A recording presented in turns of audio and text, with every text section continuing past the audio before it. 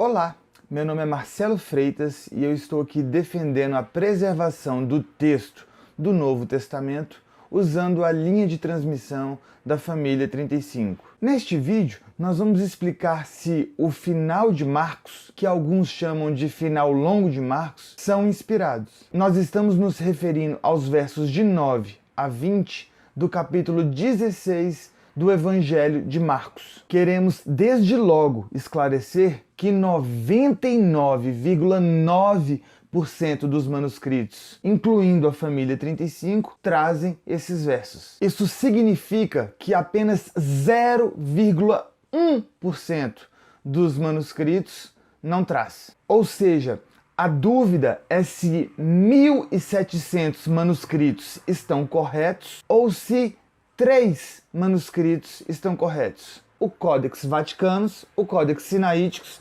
e o GA 304. Mas como todo argumento é baseado em apenas 2 manuscritos, que é o Vaticanus e os Sinaíticos, já que são os códices antigos, então talvez você ouça alguém dizer que são apenas 2 e nós vamos abordar apenas esses 2, já que o argumento deles está apenas nesses 2. Se você está acompanhando os nossos vídeos, talvez você já consiga saber que o fato de 99,9% dos manuscritos, incluindo a família 35, trazerem esses versos, isso já é mais que suficiente para nós concluirmos que esses versos são inspirados e, portanto, fazem parte do Evangelho de Marcos. Contudo, os seguidores do texto crítico ou eclético do Nessel Aland e da Sociedade Bíblica Unida, que é seguida pela Sociedade Bíblica do Brasil, que é conhecida pela abreviação NU, acham que esses versos podem não ser autênticos. Ou seja, a verdade pode estar em 2 manuscritos antigos em detrimento de 1.700 manuscritos. A dúvida deles é forte o suficiente para colocar colchete no interlinear grego, já que isso representa dúvida, como vemos no interlinear da Sociedade Bíblica do Brasil. Para nós, isso é um verdadeiro absurdo que leva à perplexidade. Mas como eles colocam a dúvida e essa dúvida domina os seminários teológicos, vamos esclarecer porque nós rejeitamos os argumentos que produzem a dúvida. Mas para explicar como os ecléticos tornam questionável a verdade, é preciso esclarecer a metodologia deles, o que é assunto para outro vídeo. Assim, vamos apenas tocar nos argumentos da metodologia para que nós possamos entender o que se passa. Então vamos lá. Para conseguir lançar dúvidas se 99,9% das evidências dos manuscritos têm a verdade, eles colocam uma metodologia que contrasta com a metodologia do texto majoritário e eles criam uma dicotomia. Eles falam que existem 2 possibilidades de análise dos manuscritos. Ou se pode contar os manuscritos, ou se pode pesar os manuscritos. Talvez alguém pense que a contagem dos manuscritos seja algo do tipo 800 manuscritos contra 400, ou 400 contra 200, ou quem sabe 1000 contra 200. Nesse caso, quem ouve pode concluir que a verdade não esteja no mero contar de manuscritos. Afinal, 800 contra 400 pode não parecer conclusivo. Quando eles falam em pesar, talvez alguém pense que se trata de uma metodologia mais objetiva. Afinal, 3 quilos é obviamente mais pesado que 2 quilos. Então, isso pode transparecer um método melhor. O problema é que a metodologia usada é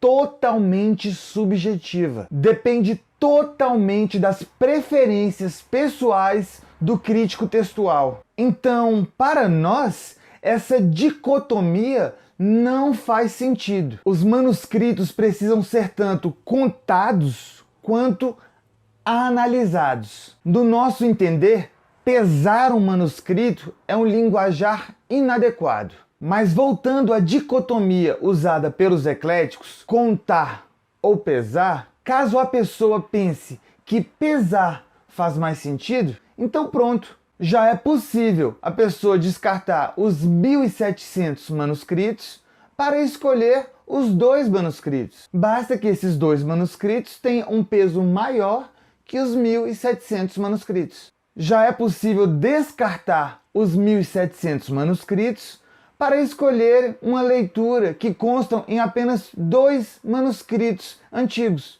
Antes de conhecermos um pouco mais sobre esses 2 manuscritos, vamos esclarecer como é subjetiva a forma de pesar. Como já abordamos, a metodologia eclética será abordada em um outro vídeo. Mas para entender o que se passa, precisamos tocar no assunto. Como os ecléticos falam que os manuscritos mais antigos devem ser preferidos, isso em si já permite desprezar os 1.700, já que são manuscritos tardios, para beneficiar os 2 antigos. Como a metodologia deles manda dar mais peso para manuscritos com pedigree comprovado, eles acham que aqueles 2 manuscritos têm um pedigree maior, já que são mais antigos. Como a metodologia deles manda preferir a leitura mais curta, obviamente tirar os versos é mais curto, então eles devem preferir retirar os versos. Como eles dizem que os escribas tendiam a deixar os manuscritos em harmonia,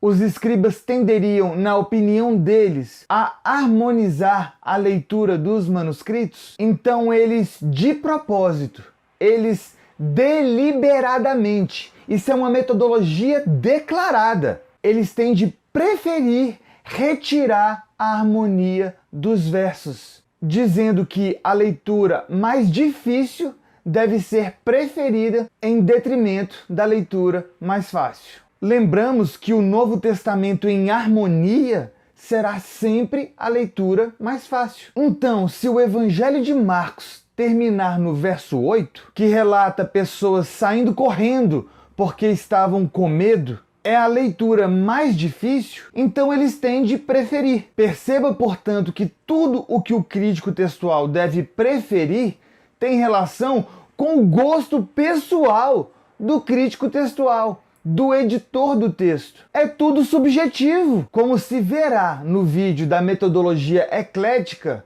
isso veio de Hort.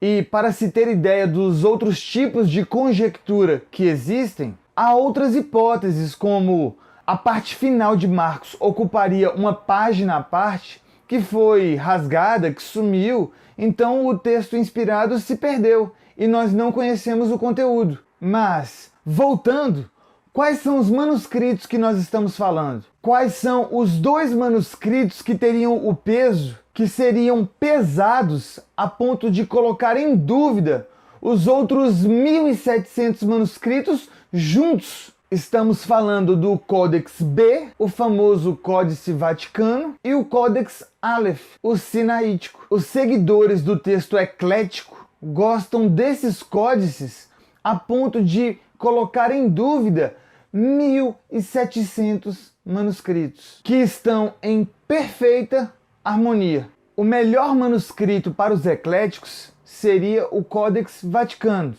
que foi adotado por Hort, da dupla Westcott e Hort. Mas esse manuscrito, especificamente no final de Marcos, ele tem uma coluna em branco, e é a única coluna em branco no Novo Testamento todo. É fácil mostrar o problema.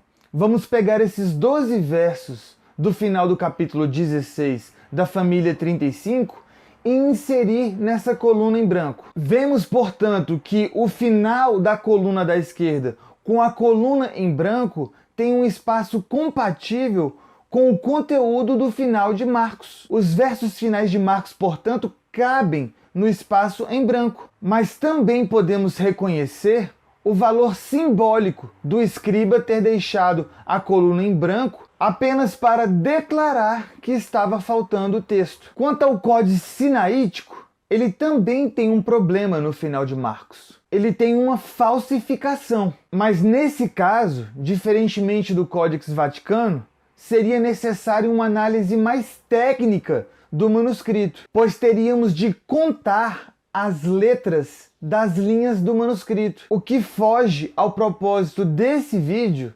demonstrar. Então eu vou apenas esclarecer o argumento. A explicação superficial nos mostra duas coisas. A primeira é que uma folha dobrada contendo 4 páginas foi retirada desse códice. Ela foi removida e outras foram inseridas. Isso significa que há 2 mãos no Codex Sinaítico e essa parte engloba justamente o final de Marcos. O segundo ponto é que o copista vai aumentando o espaçamento entre as letras enquanto ele está copiando o final de Marcos, justamente para não deixar uma coluna vazia, como aconteceu no Códice Vaticano. Se os espaços entre as letras fossem mantidos, ficaria também uma coluna vazia, como aconteceu no Codex B. Haveria espaço para o final de Marcos, já que a primeira mão provavelmente tinha esses versos. Colocaremos os detalhes de contagem no nosso livro. Com isso, esclarecemos que além de haver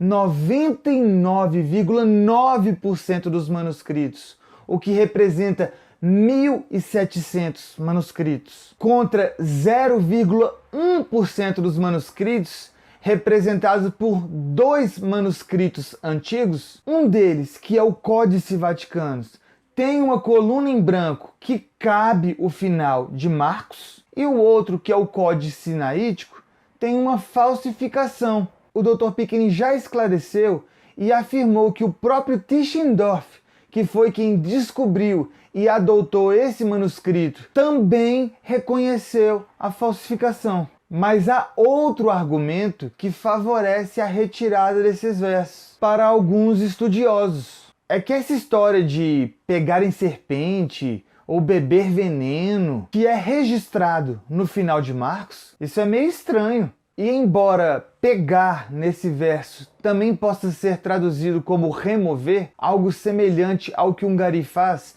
pega o lixo de um lado para jogar para o outro, isso é estranho. Então o Dr. Pickering já ouviu no seminário teológico o professor dizer: é melhor nós nos livrarmos desses versos. Em resumo, com isso tentamos mostrar que esses 2 códices que são usados para alegar que a omissão existe, que eles chamam de melhores, eles não merecem ter esse peso, e que concluir o Evangelho de Marcos no verso 8 do capítulo 16 seria muito estranho. Mas que fique claro aqui que o nosso posicionamento ele é objetivo. Se a nossa interpretação desses versos está correta, se nós gostamos ou não desses versos, isso é irrelevante. Repetimos, para nós, o simples fato de 99,9% dos manuscritos, o que representa 1.700 manuscritos, o que inclui a família 35, trazerem esses versos, isso para nós já é prova cabal, contundente, para nós afirmarmos que esses versos são inspirados e que eles fazem parte do Evangelho de Marcos. Então vem a pergunta, mas por que a dúvida ainda é uma realidade nos seminários teológicos? Talvez seja porque ninguém pode falar que os manuscritos considerados mais antigos, o Codex Vaticanus e o Codex Sinaíticos, estão errados neste ponto. Isso não é de bom tom no mundo da erudição. Obrigado e até o próximo vídeo.